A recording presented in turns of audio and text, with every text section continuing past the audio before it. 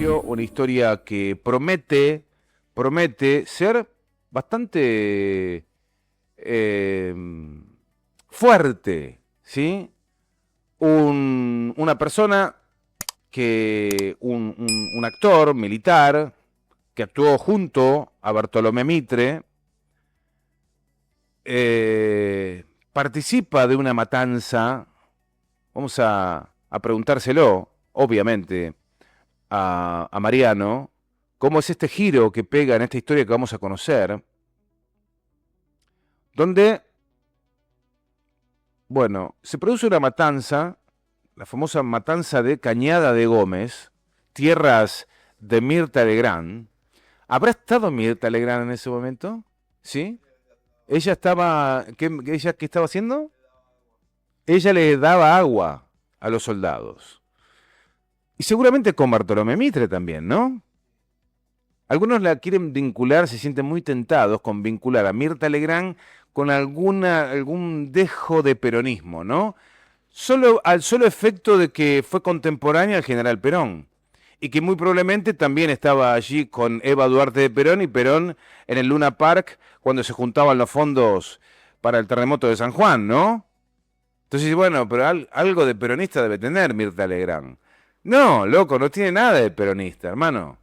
Este, hablando de Cañada de Gómez. Mariano, buenos días. Buen día. ¿Cómo estás, Mariano?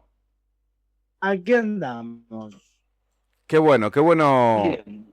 escucharte, porque estoy azorado con esta historia que nos vas a contar.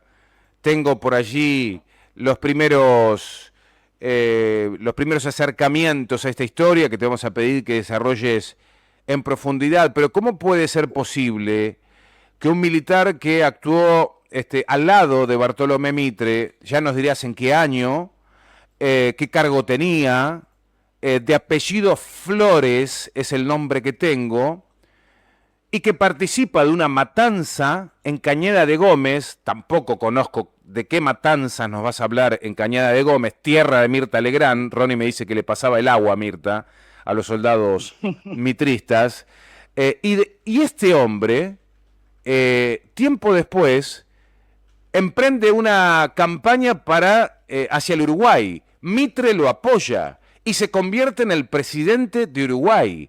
Me pregunto en qué año sucedió esto, en qué secuencia de años, de qué matanza estamos hablando y sobre todo de qué Flores estamos hablando. Bien. Estamos hablando entonces nuevamente de que la historia argentina no es solo argentina, es también uruguaya y la historia de los países latinoamericanos está enredada, enraizada unas con otras. Así que seguimos planteando esta realidad histórica, ¿no? Que nuestras historias son una. Y el, nos trasladamos en el tiempo, nos vamos a mediados del siglo XIX, nos vamos allí a los años 1860, más o menos, ¿no? Nos ubicamos por ahí. Ujú. Recordemos que en el 52 había sido derrocado Rosas, en el 53 se separa la provincia de Buenos Aires del resto de la Confederación, y el gobierno de la provincia de Buenos Aires, liderado por los que habían sido los exiliados en tiempos de Rosas, ¿no? Ese gobierno eh, va a tener distintos conflictos militares con la Confederación. Hacia 1856 ocurre un enfrentamiento entre la Confederación Argentina y la provincia de Buenos Aires, Ujú. una presencia de tropas confederales en la provincia de Buenos Aires, que acaba en un hecho sangriento que conocemos como matanza de Villa Mayor.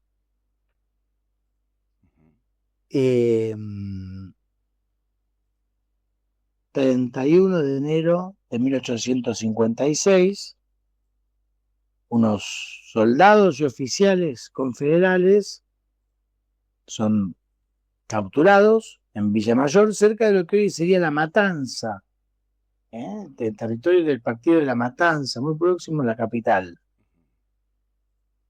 Y allí son fusilados 140 soldados por parte del ejército de Buenos Aires, entre los cuales 3 coroneles, ¿no? León Benítez, Ramón Bustos y Juan Francisco Olmos, los jefes de ese cuerpo militar, fusilados. En este tiempo, en 1856, Bartolomé Mitre es ministro del gobernador de la provincia de Buenos Aires, se lo considera el responsable militar de esta matanza de Villa Mayor. Su siempre colaborador, Domingo Faustino Sarmiento, que dirigía un diario en Buenos Aires, el diario El Nacional, celebra el hecho,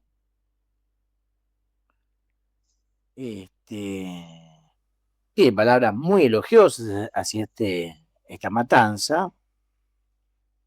Pasa la matanza de Villa Mayor, pasan unos años. El 23 de octubre de 1859 se produce la batalla de Cepeda, que también se llama Cepeda II, porque es la segunda batalla de Cepeda. La primera había ocurrido en 1820. Y al igual que la de 1820, la batalla de Cepeda marca un triunfo de las fuerzas de la Confederación Argentina, y una derrota de Buenos Aires. Se firma una paz, se establecen unas negociaciones interesantes, negociaciones en las que no nos vamos a meter por cuestiones de tiempo, pero el mediador para esa paz va a ser el hijo del presidente del Paraguay. O sea, el mediador va a ser Paraguay, y el hijo del presidente, que era ministro en el gobierno paraguayo, Francisco Solano López, va a ser el mediador. Solano López viene a Buenos Aires, establece las negociaciones, se firman acuerdos, y cuando se retira y vuelve hacia Paraguay, va a ser cañoneado por la presencia, por un barco militar inglés que está presente en el río Paraná. Para que nos pintemos el panorama y la época, ¿no? Bueno, así llegamos finalmente al 17 de septiembre de 1861, donde Buenos Aires vuelve a enfrentar a la Confederación en la batalla de Pavón. Pavón es una batalla muy famosa porque los federales triunfan militarmente, pero Urquiza, que está al frente del ejército federal, se retira del campo de batalla y se lo deja a los vencidos, que es el ejército de Buenos Aires. La batalla de Pavón ocurre el 17 de septiembre de 1861 y el ejército confederal que sale de Pavón se establece en la Cañada de Gómez. La Cañada de Gómez es una llanura, una cañada, una hondonada larga, inmensa, que quienes recorrieron desde el sur de Santa Fe hacia Córdoba la habrán atravesado varias veces, ¿no? De Rosario por la ruta, uno pasa por la Cañada de Gómez. Allí se establece un campamento del ejército confederal, del ejército de la Federación. Y el 22 de noviembre del 61, es decir, casi 2 meses después de la batalla, todavía estaban las tropas ahí, porque todavía estaban las tropas porteñas que habían sido derrotadas, pero que habían quedado dueñas del campo de batalla y que avanzaban sobre la provincia de Santa Fe. A la noche, ese día a la noche, entran al campamento de los soldados federales mientras duermen un grupo de soldados de Buenos Aires liderados por un coronel, Venancio Flores. Venancio Flores, uruguayo del que enseguida vamos a hablar. Entran y mientras duermen degüellan a 300 soldados de la Confederación. Sin más, los pasan a degüello. Tremendo. No se habla de esto.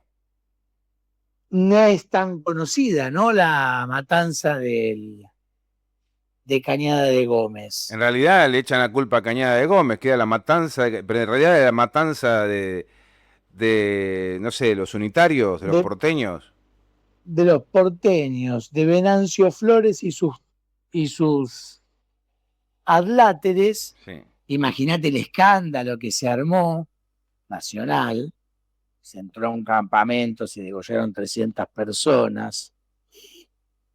El ministro de Guerra de Mitre, porque en este momento Mitre ahora era quien había sido ministro de Guerra del gobernador de la provincia de Buenos Aires, ahora él era gobernador de la provincia de Buenos Aires. Y el ministro de Guerra de Mitre, Juan Andrés Geli y Oves, no sé si ubicamos Geli y Oves, una calle para los porteños, hay una calle bastante paqueta en la Recoleta, Geli y Oves. Sorry. Sí, sorry. Geli y Oves va a decir, fíjate el cinismo de esta declaración. ¿Viste cuando se dice que algo es se hace un libro, después en una segunda edición se lo corrige y se le agregan cosas, ¿no? Y se dice es una edición corregida y aumentada, ¿no? Bien. Geli Oves va a decir, es la segunda acción de Villa Mayor, ¿no? La segunda edición de Villa Mayor, de la matanza que nombré primero en 1856, corregida y aumentada. ¿No? Esa va a ser la expresión del ministro de Guerra de los democráticos de siempre, ¿no? Bartolomé Mitre. Entre los soldados federales, ¿sabés quiénes estaban que salvaron la vida sí. por un perito? Sí. 2 hermanos federales bonaerenses, los hermanos Hernández, José y Rafael Hernández. ¿Sí te suena? Me estás jodiendo. El autor del Martín Fierro. Bueno, el autor del Martín Fierro, que por muy poquito tal vez no teníamos Martín Fierro. Bien, tremendo. Bueno, esta es la batalla, esta es la masacre, la matanza de Cañada de Gómez. Escándalo nacional, escándalo nacional brutal. En ese contexto es que Sarmiento va a escribir una famosa frase en una carta a Mitre, cuando todos lo atacan en la prensa, ¿qué han hecho? ¿Qué barbaridad? ¿Qué escándalo nacional? Entran a un campamento, matan 300 personas a degüello mientras duermen, esto es una barbaridad.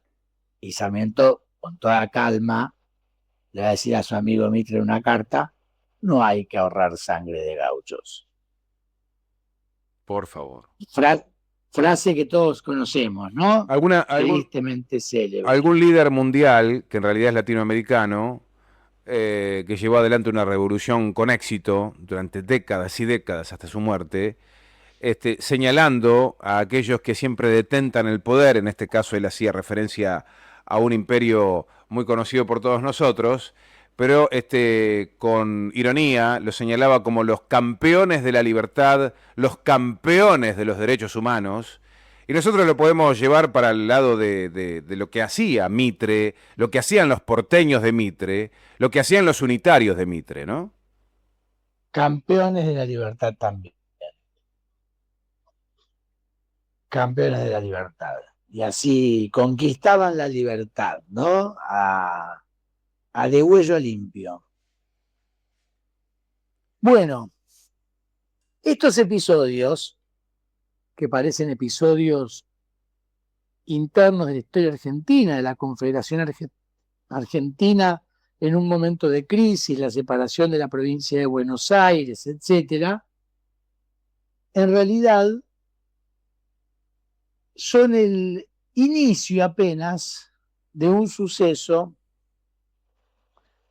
que va a trascender nuestras fronteras y mucho.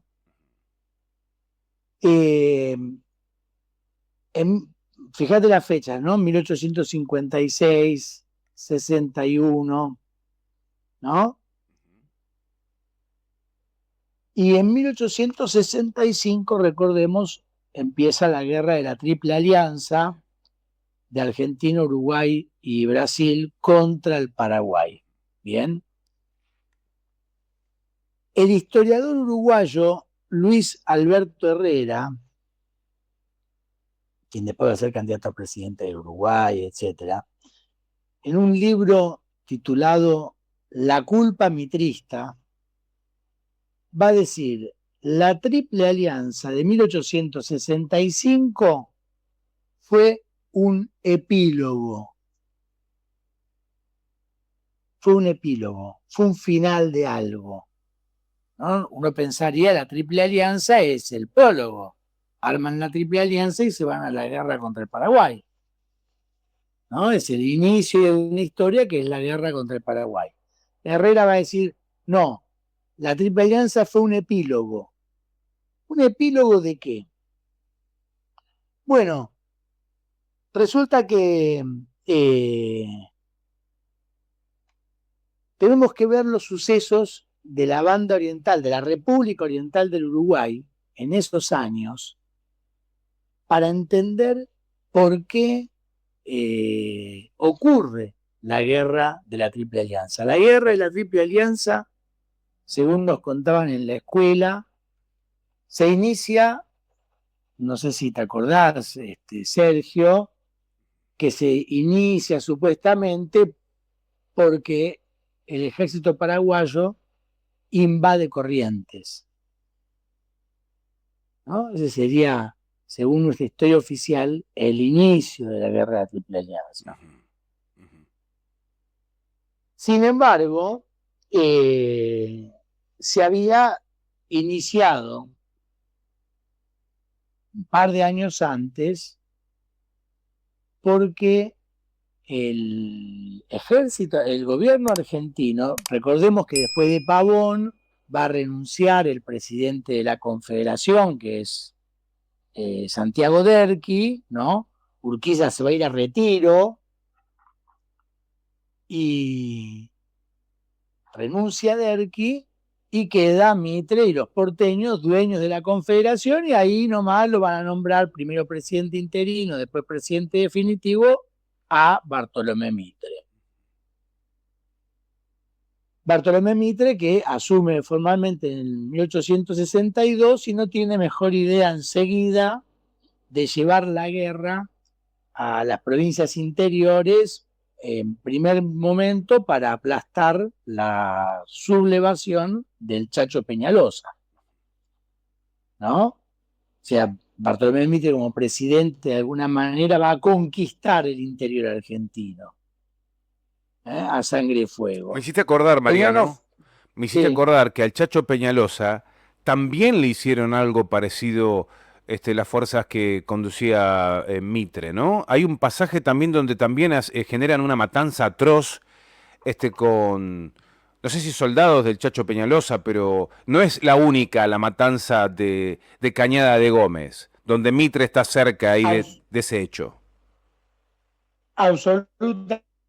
El Pacto de la Banderita, 1862, negocian una primera paz entre el gobierno nacional y Peñalosa, los presos militares, prisioneros de Peñalosa de guerra que tiene de Buenos Aires, y cuando pide los propios, no tienen presos para darle porque los presos que habían matado a todos. Sí, discúlpame, pero Mariano, estamos teniendo dificultad con la conectividad. Se te escucha, con la señal. sí, se te escucha todo cortado.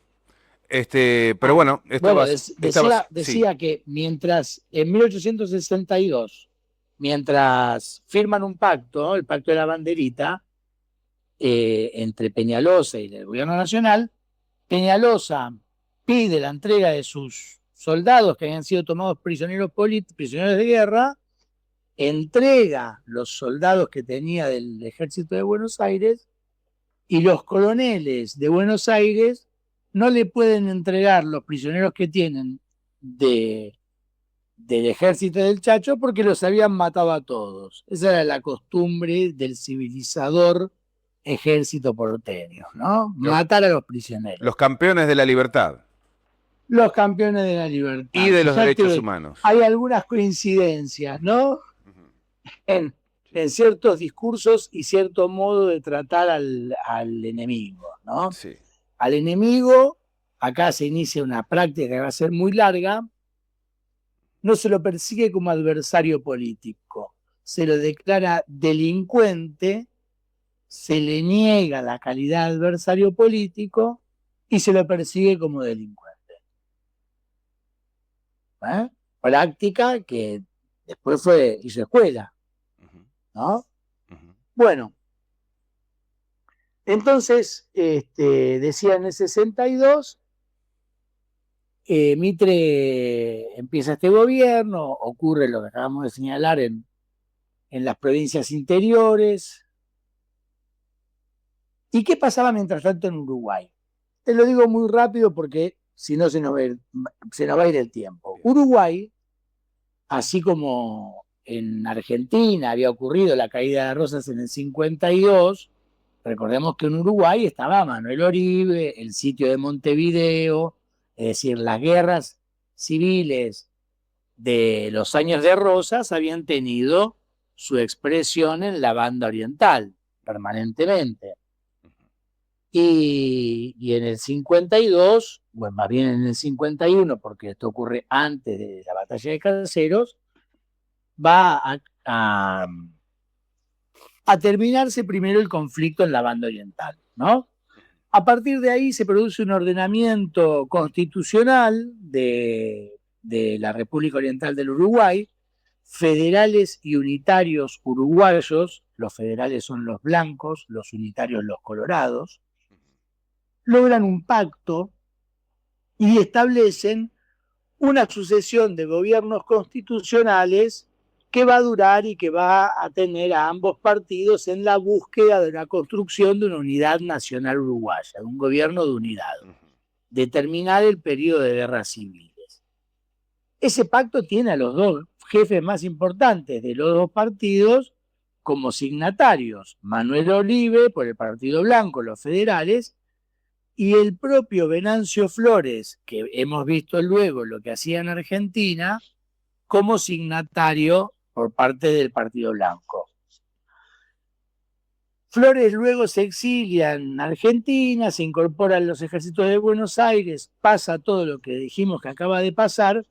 Mientras tanto, el gobierno de Uruguay avanza, hay un primer presidente, este es el periodo que se conoce como los gobiernos fusionistas en Uruguay, fusión entre Partido Blanco y Partido Colorado para frenar las guerras civiles.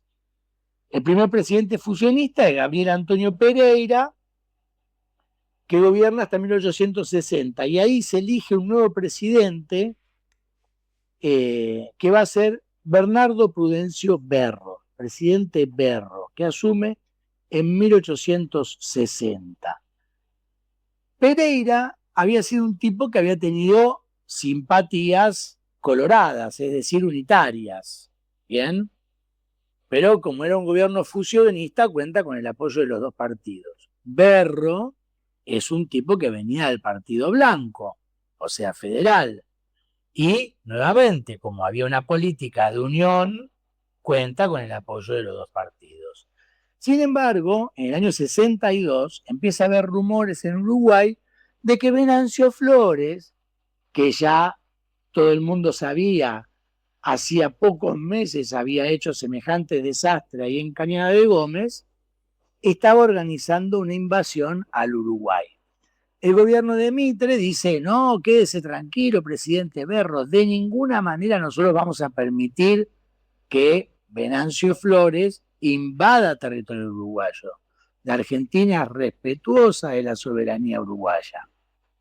Sin embargo, el 16 de abril de 1863, el mismo Heli Oves que había escrito en el 56 y en el 61 sobre la masacre de Cañada de Gómez, ¿no? Va a estar como ministro de Guerra y Marina de la República Argentina, despidiendo, saludando desde el puerto a Venancio Flores, que parte en un barco financiado por el gobierno argentino, con armas entregadas por el gobierno argentino, y desembarca en la costa uruguaya. Inicia una campaña militar para derrocar al gobierno de Berro, al gobierno del unionismo. ¿Bien? Fusionismo, claro. Del fusionismo, sí. Sí, dije unionismo porque habían creado un club de la unión y también podemos hablar de unionismo, No pero me, se le llama el fusionismo, bien, tal cual. no me quedó claro. Venancio Flores responde, me decías que Berro es del Partido Blanco. Berro es del Partido Blanco, es presidente en Y, Uruguay. Venancio Flores es Colorado. Venancio Flores Colorado, o Ahí sea, está, unitario en ahí está. términos uruguayos, Ok. había sido un coronel al servicio del ejército argentino y ahora partía rumbo a Uruguay con armas y financiamiento del gobierno argentino y establece lo que él va a llamar, de modo muy hipócrita, una cruzada libertadora. Inicia una campaña militar en Uruguay para dar un golpe de Estado. Mirá, seguramente, no sé cómo estamos de tiempo, pero ya estamos para terminar. Estamos, Bueno, sí. Y 58, 9:58. bueno, perfecto. Quería decir entonces, el 16 de abril del 53, Flores se embarca el 19 de abril, que es justo el aniversario en que habían desembarcado aquellos míticos 33 orientales, esos que iniciaron en 1825 el alzamiento de la banda oriental. Ese día,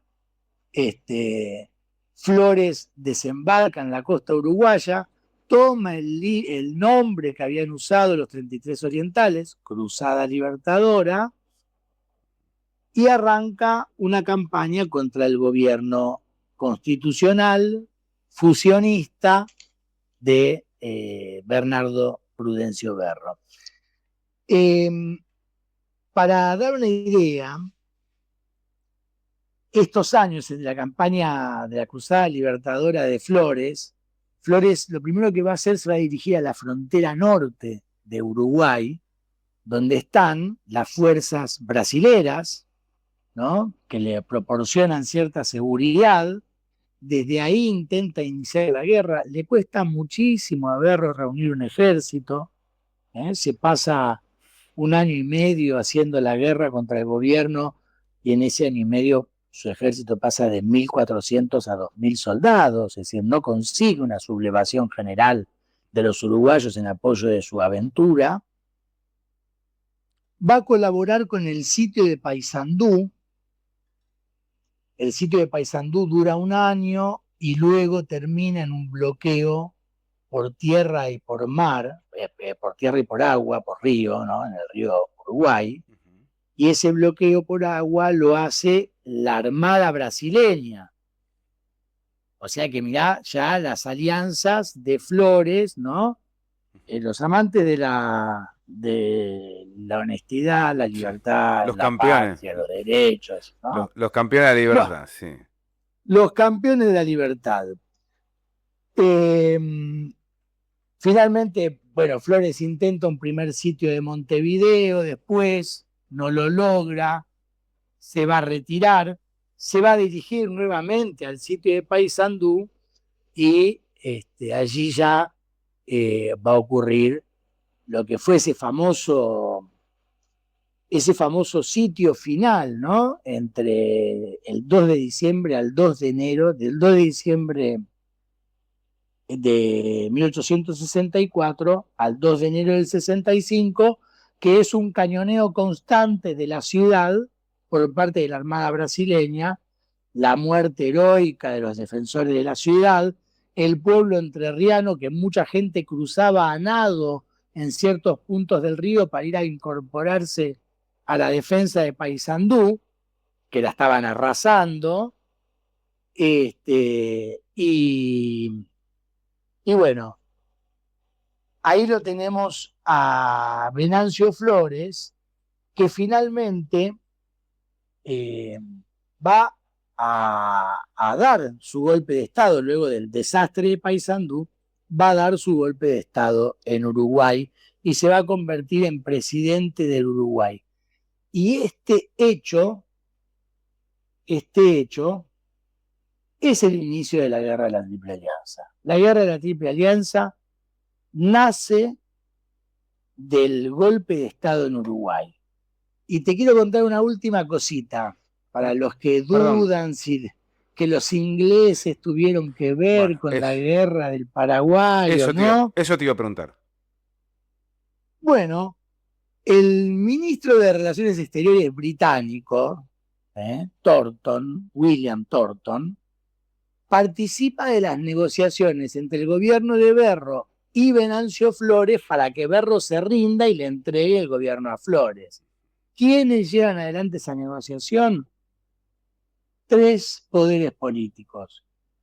El representante de Brasil, José Saraiva, el representante de Argentina, Rufino Elizalde, que era el ministro de Relaciones Exteriores de Mitre y se traslada a Uruguay para llevar adelante esas negociaciones, y el representante del Reino Unido de la Gran Bretaña en estas tierras por aquellos años, nuestro William Thornton.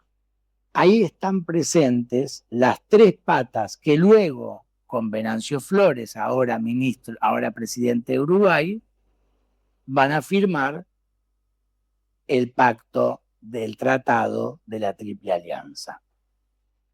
Toda la guerra de la Triple Alianza, el presidente de Uruguay, ¿será Venancio Flores?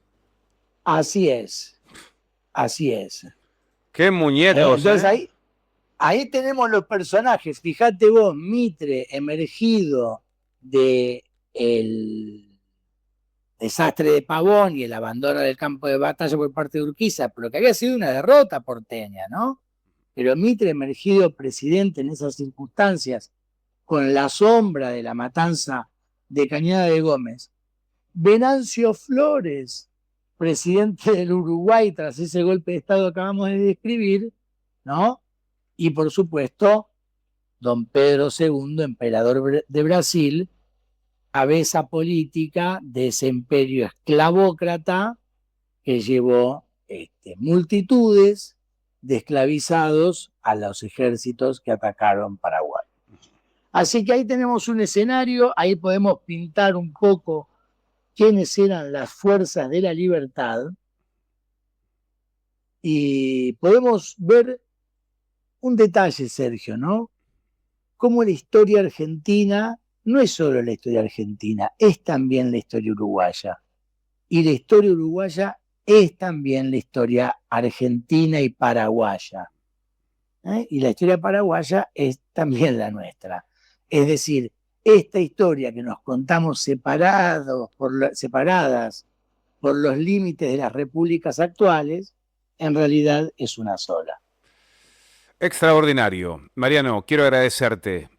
Impresionante esta historia que no la tenía, como tantas otras, y nos irás sorprendiendo y enseñándonos a lo largo de cada columna de Pasado de Revoluciones. Agradecerte muchísimo esta historia de Venancio Flores, Bartolomé Mitre, tantos nombres, estos campeones de la libertad que a sangre y fuego impusieron sus ideas y torcieron para siempre, quizás, los destinos de la patria grande.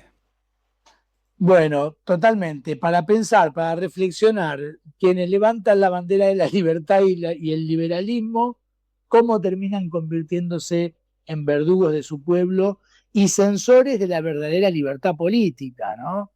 Y esto, que a veces nos sorprende cuando leemos las noticias del día de hoy, bueno, resulta que en nuestro país lleva 2 siglos de desarrollo. Sí, para chicañar un poquitito me lo imagino a el expresidente uruguayo a la calle Pou, ¿no? En sus años de juventud, de estudios, ¿no? En la secundaria, aprendiendo la historia de Venancio Flores, presidente, feliz con esta historia. Para, ¿Qué para, te parece? para chicañar un poquito. Y nuestros liberales que reivindican y que se llenan la boca hablando de libertad y que hacen lo mismo con sus oponentes políticos actuales. No discuten política. Dicen, no, estos son delincuentes. Antes decían, son bandidos comunes. Ahora, Se nos corta un la poquitito. misma, Ujú. Sí, sí, perdón, antes decían, son bandoleros, son bandidos. Ahora dicen, son chorros. Es sí, la misma operación. tal cual, tal cual. Un fuerte abrazo, Mariano. Muchísimas gracias por estar con nosotros.